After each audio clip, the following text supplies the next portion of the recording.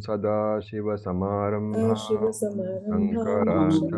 Shankaracharya Madhyamam Asmadacharya Paryantam Vande Guru Paramparam. Om Sahana Om Sahana Bhavatu Sahana Bhunaktu Saha Viryam Karavavahai Tejasvinavadhitamastu Ma Vidvishavahai. Om Shanti Shanti Shanti. Om Tat Sat, Om Namah Om Shivaya. Tatsat, Om Namah Shivaya. Om Tatsat, Om Namah Shivaya. So I'll just mute you all. So as I announced in the group, we have to now go to another Upanishad. And the next one we are taking up is a small little Upanishad called Kenopanishad. And that Upanishad belongs to a different Veda, Samaveda.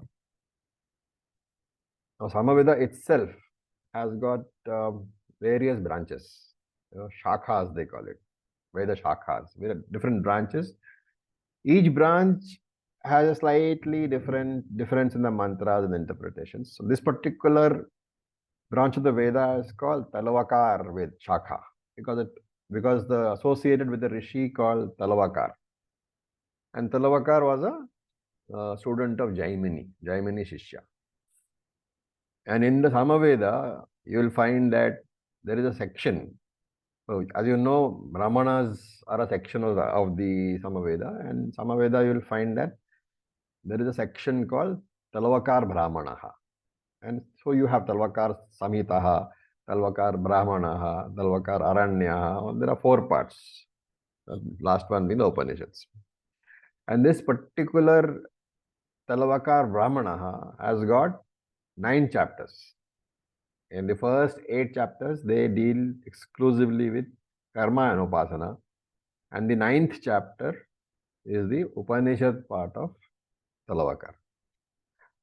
And therefore, when you refer to Kena, of course, is a Samaveda Upanishad, but some people refer to it as the Talavakar Upanishad also, because it is found in the Talavakar Brahmana. Now, why is it called Kena Upanishad? The Kena Upanishad, it's called because it begins with the word Kena, meaning why or how. And the Mundaka we knew is a mantra Upanishad, right? But this Kena Upanishad is what Upanishad? It is found in the Brahmana. So it's a Brahmana Upanishad. It's a prose. Basically, most of it is in a prose form. Though we do chant it, but essentially it's not a mantra. Mundaka is a mantra Upanishad. And Kena therefore is called a Brahmana Upanishad. And here, as I said, this Upanishad got its name because of the fact that the first word begins with Kena. So every Upanishad gets named due to different reasons. Why did Mundaka Upanishad get the word Mundaka? Do you remember? It's not very long ago that we finished Mundaka.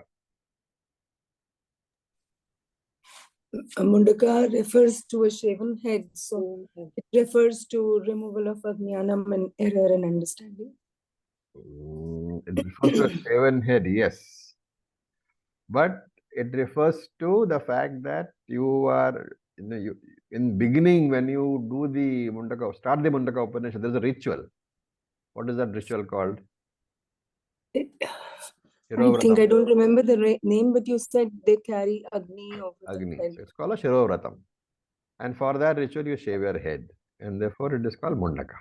It refers to Mundaka, shaven head, but it's because the head is shaven for the purpose of that ritual. Right? So that is the reason why the Shirovratam is actually called Mundaka Vratam, carrying the pot of fire on your head.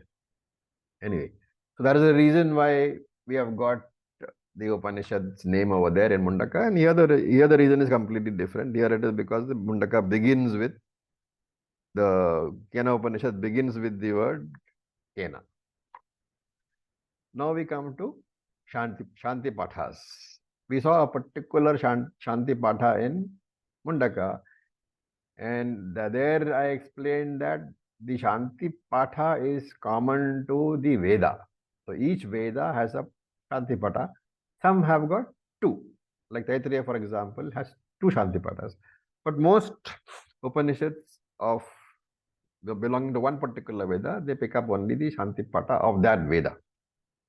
And therefore, just like the Yajurveda has a common Shanti Patha, the Samaveda has a common Shanti Patha.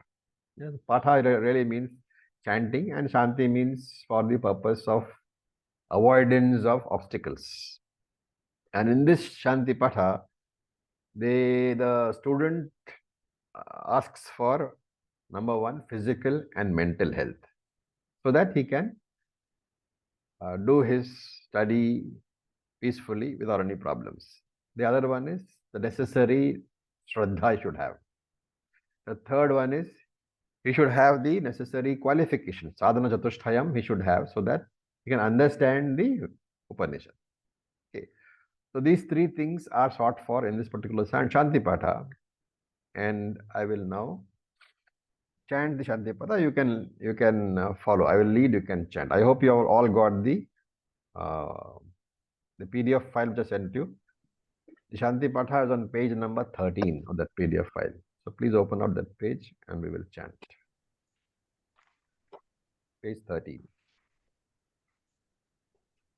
No, it's not page 13. It is, I don't know. Somebody will tell me the page. I don't have the text in front of me.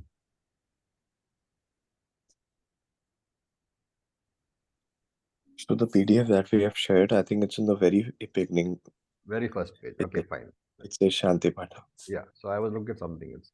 So let's look at the Shanti Patha. We'll chant it. Om Apyayantu Mamangani. Om Apyayantu Mangani. Vak Pranaschakshushrotram. Vākprāṇaśචakṣuśrotram. Atho Balamindriyani cha Sarvani. Atho Balamindriyani cha sarvani. Sarvam Brahmopanishadam. Sarvam Brahmopanishadam. Maham Brahma Nirakuryam. Maham Brahma Nirakuryam. Mama Brahma Nirakarot. Mama Mama Brahma Nirakarot. Anirakarnamastu. Anirakaranam me astu. Nirakaranamastu. Nirakaranam me astu. Tadatmani nirate. Tadatmani nirate. Ya Upanishatsu dharmaha. Ya Upanishadhu Dharmaha. Te mai santu. Te mai santu.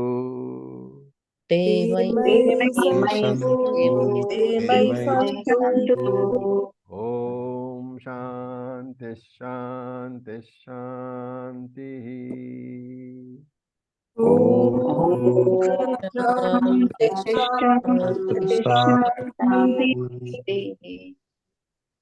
Okay, so many of you who have done the TTC should be familiar with the Shanti Patha. For the others, I would recommend that you learn to chant it because it's a very nice Shanti Patha, and mentally you should chant it before every Upanishad class. We will not be chanting it every time, but you should at least come and chant it before the class begins. So let's see what the Patha means. So Mama Angani, Mama Angani. Angani is plural for Angams, organs. Mama Angani means my organs, my Indriyas. Apyayantu, may they be vigorous, may they be strong. So let all my Indriyas be healthy. And then what are these Indriyas we are talking about? Vak, organ of speech. Pranaha, the Pancha Pranas. Chakshuhu, the eyes. And Shrotram, the ears, and you have to extend to the other indriyas. So, in short, Sarvani Indriyani, all the organs should be healthy so that I can study without any disturbances. And not only should the organs be healthy, Atho Balamcha, I should also have physical strength. So, this part of the Shanti mantra is about being physically strong, right? Then Athaha. Athaha is now ensuring that. No, and why do I need to be physically strong? It's a prayer for health, so that I can sit properly in the correct posture and for long periods, and I can do shravanam without getting disturbed in the mind because of pain in my body, right?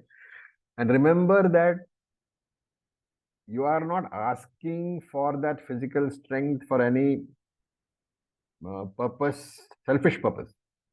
You are saying it is for doing jnana yoga, and Shastra says that any prayer where you ask for the necessary qualifications to do jnana yoga, it is nishkama only. It is non-selfish, right? So it will give you chitta shuddhi. Anything which is nishkama gives you chitta shuddhi. So first part of the prayer is therefore for health. And not only that, it gives you chitta shuddhi also. That is the first part. Then the second part of this prayer is for me to have faith, to believe in the existence of Brahman. And what kind of Brahman? Both Saguna Brahman, that is Ishvara, as well as Nirguna Brahman. And there is a third part which talks about the qualifications required for gaining this knowledge. May I have all those qualifications also? So basically that is sadhana, chatusha sampatti also may I have. Now look at the word Sarvam Brahma. So everything is Brahman. And as we have seen earlier, you can understand that Brahman properly, or you can misunderstand Brahman. So a misunderstood Brahman, for us, if I misunderstand the Brahman, then I look at it as the universe, as Jagat. But if I'm looking at the universe and I understand that universe properly, then the understanding is that the universe itself is Brahman. And therefore, Sarvam Brahma. I have understood the universe as Brahman only. And how do I understand this Brahman? Where is the source for the knowledge of Brahman? Upanishadam. It can be known only through the Upanishads. Okay, so that's one part of it. Then he says, Maham Brahma Nirakuryam. So Nirakuryam means reject. Ma is no. So you have to reword this. Aham Brahma Ma Nirakuryam. May I not reject Brahman, which means may I not have this thought that Brahman does not exist. Why? Because only when I provisionally accept that there is a Brahman, then only will I do an inquiry into Brahman. If I don't know about the existence of Brahman, or if I think Brahman does not exist, then I will not come to the inquiry at all. I will not come to Jnana Yoga at all. So, Aham Brahma Ma Nirakuryam. Oh Lord, help me not to negate the existence of Brahman. Let me provisionally believe in that Brahman. Because until I have that belief that Brahman exists, until then I will not be coming to Jnanam. Only you can inquire into something only when you know it exists. And through the senses, through my indriyas, I cannot know Brahman. It is not available for the indriyas. It's indriya gocharam. And normally, what is our tendency? What is indriya gocharam? Indriya agocharam. What is not visible to our senses, we tend to reject. And that is why here I am praying that let me not fall into that trap. Let me not make the mistake of rejecting Brahman because Brahman is not able to be perceived by me using my sense organs. Let me understand that just because I do not perceive Brahman, it is not that it does not exist. It just means that I have not sufficiently understood. And the next line is Mama Brahma Nirakarot. So there are two Mas over here. And this is typical of Sanskrit. Both the Mas will have different meanings, right? So the first Ma is no or may not. The second Ma is me. So Ma, so you have to say Brahma Ma Nirakarot or Ma Brahma Ma Nirakarot. So may that Brahman not reject me. So one Ma is not, another Ma is me. So Ma Brahma Nirakarot. May that Brahman, may Ishvara not reject me. So two things are there. May I not reject Brahman, and may Brahman not reject me. May Brahman give me, may Ishvara give me the necessary qualifications and the wisdom to be able to come and sit for Jnana Yoga and understand Brahman. So that's the other part of the prayer. And this is repeated in the next line. Anirakaranam me astu. Anirakaranam astu. Anirakaranam me astu. May there be no rejection. Anirakaranam ma astu. May there be no rejection of Brahman by me. And Anirakaranam me astu. May I also not reject Brahman. So this line is just repeating what has already been said. It's a repetition for emphasis. And ultimately what he is saying is, may I have devotion to Ishvara and may Ishvara bless me because of the devotion so that I can come to Jnana Yoga and understand Brahman. Then, Tadatmani Nirate. Tad Atmani. With regard to that Brahman, Tad, that Brahman, who is known as Atman. Tad Atmani. That Brahman which is also known as Atman. The student makes a statement. Mai Nirate.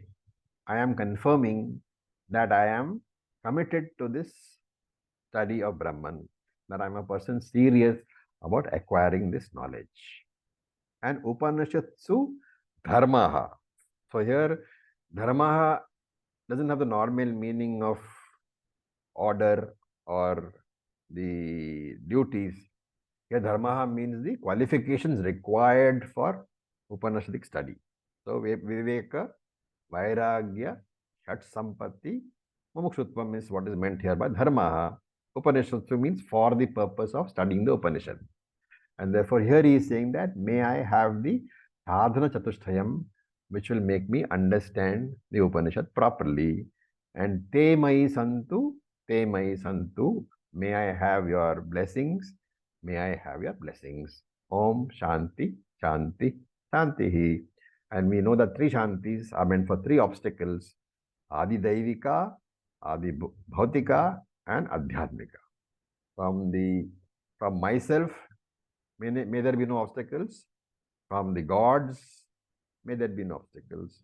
And from other living beings also, may there be no obstacles in the study. Okay. So this is the Shanti Patha. Now, before going to the mantra itself, like in most Upanishads, there is Shankaracharya writes an introductory commentary, which is called the Sambandha Bhashyam, the connecting commentary. And Shankara's favorite subject is what? Jnana Karma Samuchaya, means the existence of karma and jnanam together. Why is this important? Because there are many darshanas, there are many opposing parties, people who object to jnanam only. And they say jnanam itself will achieve nothing. Jnanam is fine, but you have to do karma also. After getting jnanam, you have to do karma. Otherwise, you will not be able to achieve moksha. And this view is called jnana karma samuchaya. Jnana and karma together. So that is one of those Purvapakshis. And apparently they were quite strong during Shankaracharya's day. So in almost every bhashyam, starting from Gita onwards, he spends some time on refuting this Jnana Karma Samuchaya view. So Shankara says here that because, I'm not going to Sanskrit part, okay. So he says because Brahma Jnanam is not dependent on the karta, on the doer, right? What does that mean? He says, Vastu pradhanye sati apurusha tantratvat. Jnanam does not depend upon the karta, upon the knower. What does it depend upon? Now, this should understand properly. He says it depends upon the vastu. So the jnanam of any object is dependent on the object, which is the subject of jnanam. It is not that it is dependent upon you. What does it actually mean? It means that your indriyas, if they are functional, like for example, when you are doing shravanam, right? Your ears are functional. Now, a better example is when your eyes are open, do you have any control over what the eyes see? Providing the eyes are functional, they are in proper working condition. When your eyes are open, there is your willpower doesn't have a role in what you see, right? That's why I'm saying when your eyes are open. When your eyes are, you have the will power to operate the eyelids. You can either close them or you can open them. But when your eyes are open, the eyes will register, they will see whatever is in the entire range of vision of your eyes. Right? So, and this has to be extended to all jnanendriyas. When the jnanendriyas are functional, they will register whatever is in the range of vision of the jnanendriyas. And this is not true of karmendriya function, right? In karmendriya function, there is control. You can, if there is something lying in front of you, you can choose whether you want to pick it up or not. If there is a place which you have to go to, you can choose whether you can walk or not. So karmendriya functions, willpower has a role to play, but in jnanendriya functions, providing the jnanendriyam is healthy and functional, you have no role to play. Your willpower has no role to play. Therefore, Shankara is saying that jnanendriya functions are not dependent upon you. Right? And that is why jnanam and karma are two different categories. And that is why they cannot go together. So therefore, jnanam, he says, is vastu tantram. It depends on the object which is being studied and not on the subject. Therefore, jnanam is not dependent upon the karta. Whereas karma is based on the karta. So it is purusha tantram. Jnanam is not purusha tantram, it is vastu tantram. And since they are two different categories altogether, you cannot combine jnanam and karma. That is the argument. Okay. Now, that's one argument. Then there is another problem which he talks about. Somebody says that all the seekers who come to jnanam, they are not necessarily sadhana chatushtaya sampanna. And this applies to us also, right? All of us are not necessarily 100% or even 80% or even 60% sadhana chatushtaya sampanna. So the point is, should I come to Upanishad class at all? What is the answer?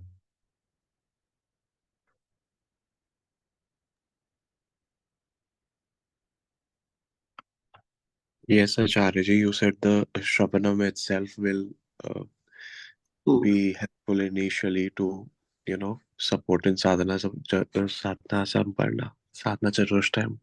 Very good. So the answer is that everybody can attend the Vedanta class. Everybody can come to Upanishad class. It doesn't matter whether he is a sadhana chatushtaya sampanna adhikari or not, or anadhikari if he is not. The results will be different. For the sadhana chatushtaya sampanna adhikari, the Vedanta class is Jnana Yoga. And since the sadhana becomes Jnana Yoga for him, the sadhana phalam is moksha, is jnanam, which is equal to moksha. For the anadhikari, the one who is not qualified, Vedanta class will become karma yoga itself. And therefore, for the anadhikari, the class is not a waste. There are two possible results. What are they? One is it will give him sadhana chatushtayam because it functions as karma yoga for him, right? And the other is depending upon the reasons why he's attending the class, if he doesn't get sadhana chatushtayam, he will get punyam. So remember, this is all dependent upon the intention. A nishkama intention gives you sadhana chatushtayam, chitta shuddhi.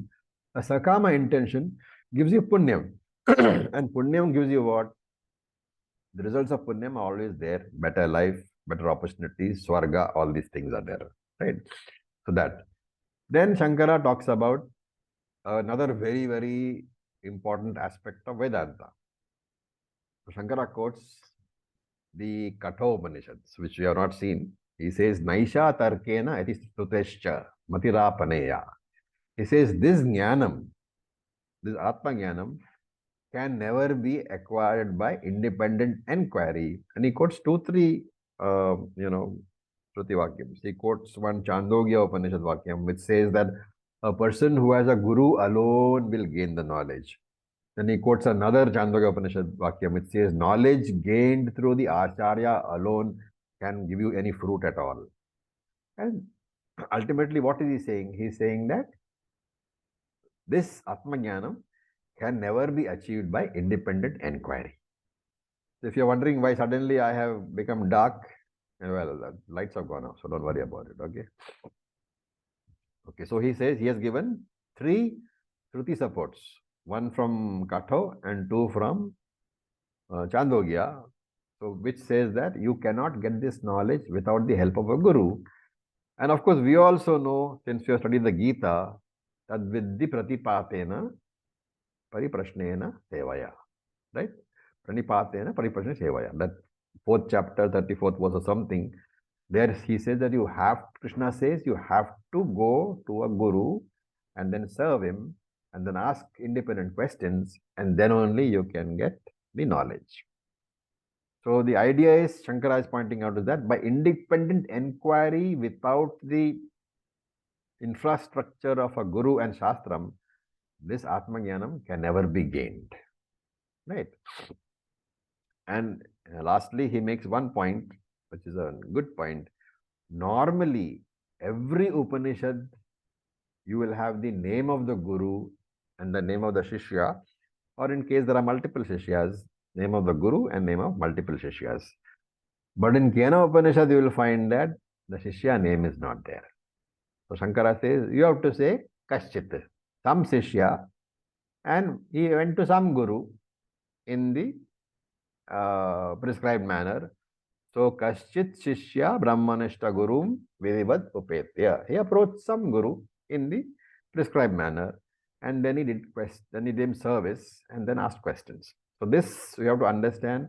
Even though the guru and the shishya's names are not there, we have to understand that the prescribed manner was followed. Okay, so this is a very brief overlook of Shankara's Bhashyam, but some points are very important. So with this, we'll enter into the first chapter, first verse, first mantra. Before that, any questions you have on the introduction so far? Acharya ji. Yeah. So when we say in the Shantipatha, may Brahman not reject me and may I not reject Brahman. Yeah. Why should Brahma reject us or we reject him? Well, if rejecting Ishvara means that you do not have the preliminary knowledge that there is Brahman, right? Or you are not willing to accept that there is Brahman because you are not able to see. What is being said is that if you want to inquire into some object, you should be aware that such an object exists, right? If I tell you, do an inquiry into Brahman, what will you think? You don't know what the object is, so how can you make the inquiry? But if I tell you, make an inquiry into Himalayas, then you know, okay, Himalayas is an object which exists, and therefore let me go and make the inquiry. So by your rejecting Brahman is implied that you do not believe that Brahman exists. So if you don't believe that Brahman exists, why would you start to make an inquiry? So you can take it as, why would an atheist try to make an inquiry into Vedanta, he won't, because he doesn't believe in it. And the other part, may Brahman not reject me, is may Brahman give me my blessings. May Ishvara bless me. May he give me sadhana chatushtayam, because without that, I will not be able to come to Shastram at all. Without the grace of Ishvara, I will not be able to come to Shastra. So one is, let me believe in Brahman, and the other is, let Brahman give me his blessing. Thank you. Okay, so we will chant the first mantra. This is chapter 1, mantra number 1. Keneshitam patati proshitam manaha. केनेषितं पतति प्रोषितं मनः Kena pranah prathamah praiti yuktaha. केन प्राणः प्रथमः प्रैतियुक्तः Keneshitam vachamimam vadanti. केनेषितं वाचमिमां वदन्ति Chakshushrotram ka udevo unatti. श्रोत्रं कौदेवो विदुनति Okay. So, this Upanishad has 4 chapters, and each chapter is called a Khanda. So, 4 Khandas they have got. So, this is Prathama Khandaha, Prathama Mantraha. Okay, first Khanda, first mantra. It's relatively small, the Upanishad, but it's an extremely powerful Upanishad. It's extremely powerful Pramanam. And of course, like all Upanishads, it is in the form of a Guru Shishya dialogue. So we say Guru Shishya Samvada Rupena. Samvada is a dialogue, the form of a dialogue. And here, of course, as I said, the Guru's name is not there, Shishya's name is not there. So you have to say some Guru was approached by some Shishya in the prescribed manner, and the Shishya served the Guru and then asked a question. So this first mantra is a question, as you can see. And therefore, you have to say Shishya Ovacha. You have to add that mentally to yourself when the mantra is chanted. Shishya Ovacha, the Shishya said. And the question is a fairly sensible and knowledgeable question, because it presumes, because the way the question is presented, you will see that the presentation of the question presumes that the student is not completely new to Vedanta, that he has some fundamental ideas. He knows the physical body is made up of matter, is anatma. So body is material in nature, he knows. He has an understanding of the Pancha Mahabhuta, and therefore he has concluded that Pancha Mahabhuta is inert, is achetanam, and therefore he has understood that the body is achetanam. Secondly, he knows about Sukshma Shariram, the inner body. He knows that mind is also anatma, and he also knows that mind is achetanam. Mind is also inert. Okay, so these two things he knows, that the body is inert by itself and the mind is inert by itself. Thirdly, he has understood that because by nature body and mind are both matter, it should be both inert, jada, right? But the experience is that the mind-body complex is sentient. That is Chetanam. And therefore, he is asking question, how can something which is inert by nature show the characteristics of sentiency?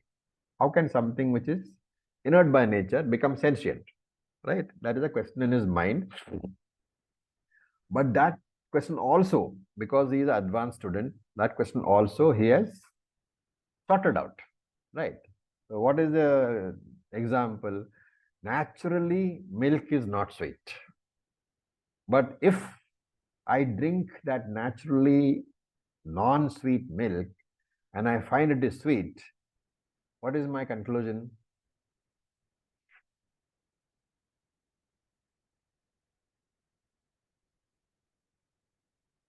That someone added sugar to the milk. That sugar has been added to the milk, right? The conclusion is that if something natural presents a characteristics which is not its nature, then that thing is pervaded by something else, which is sweet. Like in this case, milk has been pervaded by sweet sugar. That is the conclusion, right? So he knows that since the mind-body complex is insentient, but it appears sentient, that mind-body complex is being pervaded, is being saturated with something else. And this invisible principle, he does not know what it is. So up to here, he has logically derived. He knows that body and mind are pervaded by some principle which is making it conscious, but he doesn't know what it is. And so he called it Devaha. And in this question, he wants to know what exactly is that principle which is making it conscious. So he says, Kena ishitam patati proshitam manaha. What is that principle because of which this insentient mind and body, they behave in a sentient manner? That inert mind and body, they appear conscious. What is it? So, manaha proshitam patati. Literally, patati is as though activated by another force. Patati literally means falls, but here it means objectified, as though acted upon by some force. Kena isitam. Kena is by which, isitam is blessed. Blessed by which principle does this inert mind behave in a sentient manner? Okay, so that is the first question. Then, prathamaha pranaha. So the word proshitam, incidentally, before I go to the next word, the proshitam, incidentally, means as though activated by, as though blessed by. So, kena manaha, how, by which principle, proshitam, blessed by which principle, does manaha patati, does the mind, patati means falls towards some object, right? Mind falls towards some object, falls into some object. So basically, you can take it how the mind understands or reveals any objects, blessed by which principle? Because mind by itself is insentient, it is not capable of revealing any object at all. And therefore, blessed by what conscious principle does the mind objectify the world? That is the meaning of that first line. Kena ishatam, blessed by which principle? Then pratamaha pranaha praiti. So prana is the life principle, the pancha pranas. And these 5 pranas put together, they are called prathama prana. Why? Because the foremost of it is prathama, the foremost, because without that prana, there is no life. And that is why in sleep, even though all the indriyas, including ahankara and the mind, are non-functional, the pranamaya kosha has got to be functioning, because without pranamaya kosha, there will be no life. And therefore, it is called prathama pranaha. And kena yuktaha, blessed by which principle does this prana operate? Prana is also belonging to Sukshma Shariram, so it is subtle matter. And then one more question he says, Kena isitam imam vacham vadanti. Blessed by which principle does this tongue, vak indriyam? The vak indriyam is inert, naturally inert, and therefore blessed by which principle does the vak indriyam talk? There is some, because it's an inert organ, it must be pervaded by some conscious principle because of which it can function. And chakshushrotram kaudevo unakti. What is that principle by which the other 2 indriyas, which are again inert, the eyes, chakshuhu, and the ears, which are the shrotram, how are they active? what principle, what devaha. So here uses the word devaha. What devaha, what principle blesses all these organs and therefore makes it functional. Now there are two major words, Ishitam and Preshitam. Right? The two words can confuse. Ishitam, so Shankara gives the meanings. He says Ishitam means blessed by, Preshitam means commanded by. So really speaking, if you analyze the mantra, there are two questions in it. The first question is, by whose command does the body and mind function, including all the organs? And the other one is, blessed by which conscious principle does the body and mind function? What is the difference between the two questions?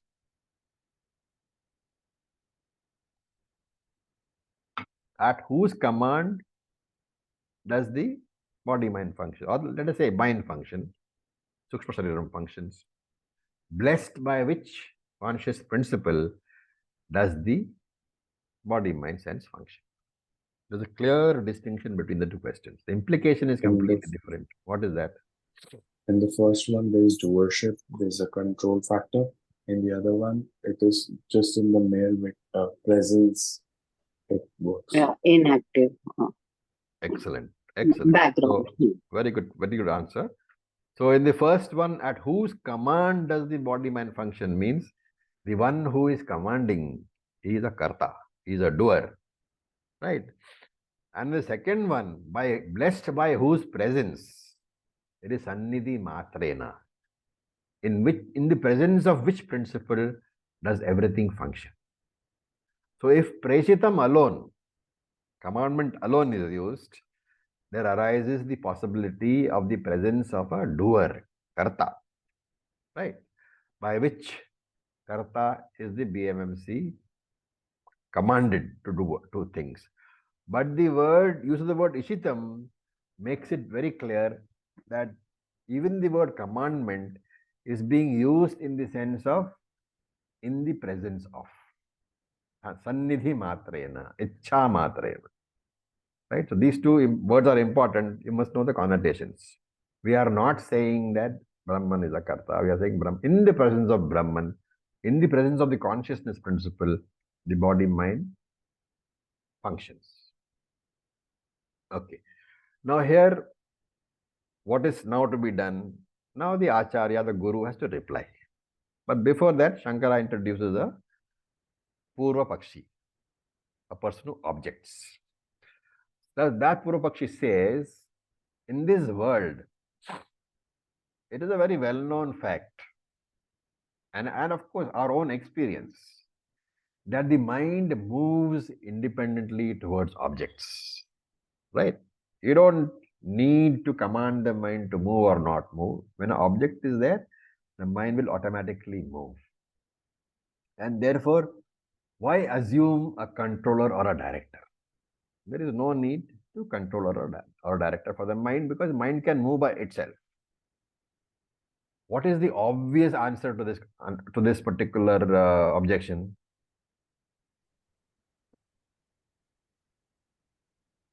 We are in Upanishad class. You need to use your... Hello? Yes. Yeah, may I answer, Raviji? Please, Natarajanji, please. There is a thing called the willpower which can influence the mind. Yeah. And your actions. So even if the mind is wanting to go towards an object, say my hand is wanting to go, my intellect can stop that movement. Okay, your answer is correct. It's got the elements of the answer. So what is being, when this objectionist says that mind can move independently towards objects, the answer is no, mind cannot move, because mind is inert. And therefore, as you say, because mind is inert, but experience is that it moves towards objects, obviously there is some willpower, some controller directing the mind. This is the obvious answer. Mind on its own cannot move towards anything, because mind is inert, mind is jada. But it is the experience. We accept the statement of the Purvabakshi that mind moves. But we don't accept the conclusion that it moves on its own. So we say mind is inert, it cannot move its own, and therefore it needs the willpower, the controller, or the director. This is the obvious answer, but this is not the answer that Shankara gives. Right? So he says, he gives a reasoning. Supposing the mind is independent, as you say, doesn't require the presence of a controller or the presence of the willpower of the jiva, and it moves independently, then that mind will have the freedom, let us say, to entertain some kind of thoughts and to reject some kind of thoughts. And if you are saying that the mind has the freedom to entertain particular thoughts and reject particular thoughts, then how is it that people have negative thoughts, worry, fear, anger, etc.? Because all these thoughts, they give you pain. Why should the mind entertain thoughts which give you pain? The reality is that everybody has a lot of disturbing thoughts. And even though, and they have these thoughts, even though they fully know that these thoughts are not good because they give us pain, they are not good for our peace of mind. And therefore, just like a person engages in action which will cause the pain to him, like smoking, drinking, in the same manner, even though this mind knows that certain thoughts are not good for the mind, it will cause pain, the mind is moving towards those thoughts. And therefore, if the mind were really independent, as you say, the mind would not choose to engage in thoughts which cause it pain. Therefore, the conclusion is that there is some other force controlling the mind. That is the Shankaracharya's explanation of that particular mantra. We saw this in Bhagavad Gita also. Where did you see in Bhagavad Gita? Which chapter? Which verse? If you remember that verse, you will automatically understand this verse. Where Arjuna says, Balavad Dridam Manahi Balavad Dridam. I don't remember the chapter, sir. That it is always. It is the sixth strong. chapter. The sixth chapter, it says, Arjuna says, Chanchalahim mana Krishna pramapi balavad dridam tasyaham nigraham manne vayoriva dusudushkaram. This mind takes away my, this mind is taken away as if imposed upon by some other force. So the same idea is being presented here. The mind is not independent. It cannot choose which thoughts to keep and which thoughts to reject. And therefore, you should understand that mind has a controller. This is the answer. Okay. This answer is not provided in the mantra. This answer is provided by Shankaracharya in his Bhashyam. So that with this answer in mind, then when we go to the next mantra, we will be able to understand it better. Any questions?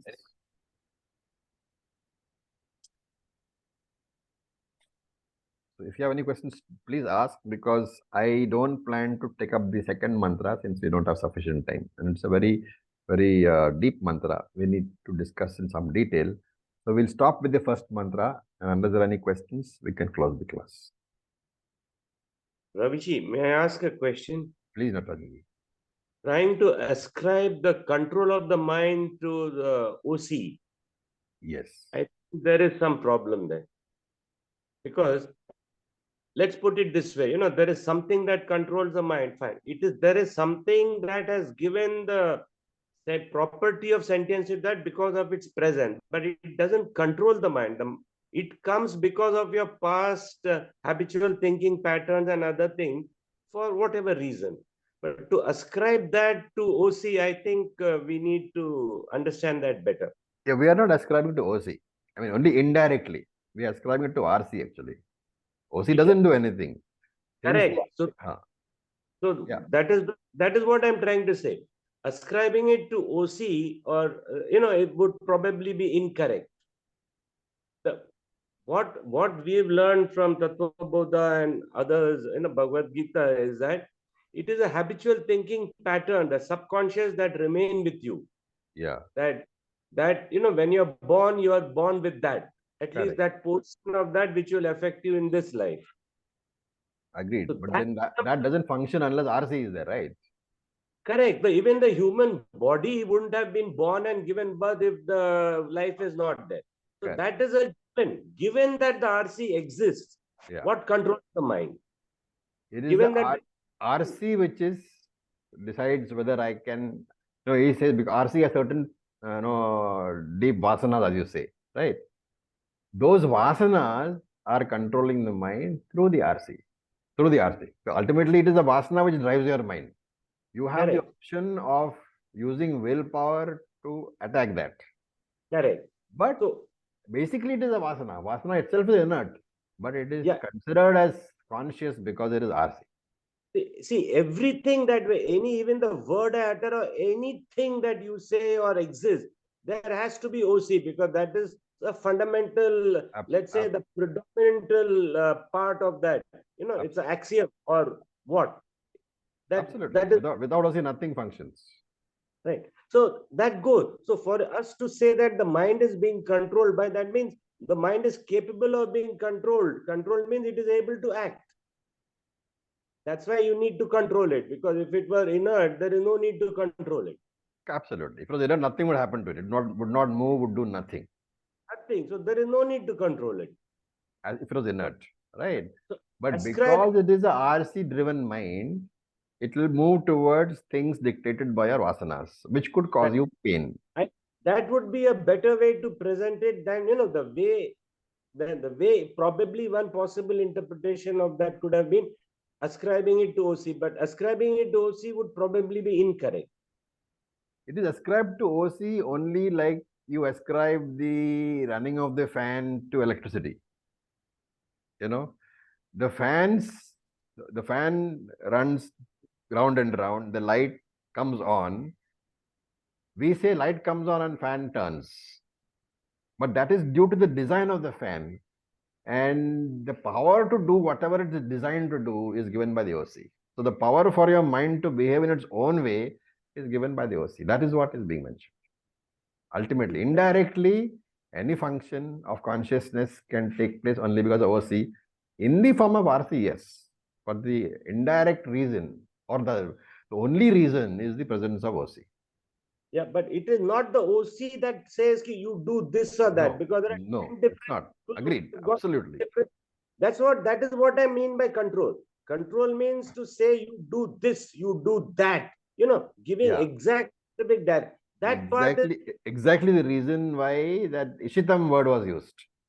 If you say Proshitam, it means commanded, controlled. But if you say Ishitam, it means that blessed by. Because of the presence of OC, this is possible. That exactly is the reason. Yeah, that's what I was trying to say. So using the word control is control is not the correct word. Sannidhi matrena. It moves because of the presence of those things. Correct. So that is acceptable. Yeah, that is acceptable. That is the real meaning of the sentence. Anything functions only because it is in contact with OC. Okay. Anybody else? Acharya, I couldn't follow this Preshitam and Ishitam. Preshitam means commanded by. That is the whole discussion we had with Natarajan. Yes, no, because a person who commands may not be there, may not be present there. It could be a remote. Yeah, so that is why the mantra says Ishitam also. The use of the word Preshitam means as if commanded by. The use of the word Ishitam means Sannidhi Matrin, only because of the presence of. So totally put together, you have to say that it appears to move as if directed by somebody else, but really the mind functions only because it is in the presence of the OC. It is Sannidhi Matrin. In the presence of consciousness, mind will function because that is the nature of the mind. That is the meaning. Ji. So It is the student who doesn't understand that there is nobody to command but to play, So only the to bless. student's idea is that it is commandment, right? But he also doubts that because he knows that Brahman is there, he knows. But exactly what is Brahman, he doesn't know. So that is the question. The other arguments which you are giving is not there in the mantra. It is the Shankaracharya commentary. So when we go on to the next verses, you will see what the Guru actually has to say. The Guru's answer begins with verse number 2. Ji, thank you. Okay, so with this we'll stop. Om Purnamadav Purnamidam Purnamadav Purnamidam Purnamudachyate Purnamudachyate Purnasya Purnamadaya Purnam Purnamadaya Eva Purnameva Vasishyate Vasishyate. Om Om Shanti Shanti Shanti Shanti Shanti. Shanti. Om Tat Sat. Hari Om Namah Om. Om Shivaya. Tat Thank you Sat. for your patience. Thank Thank you, you. Raviji. Om Tat Sat. Om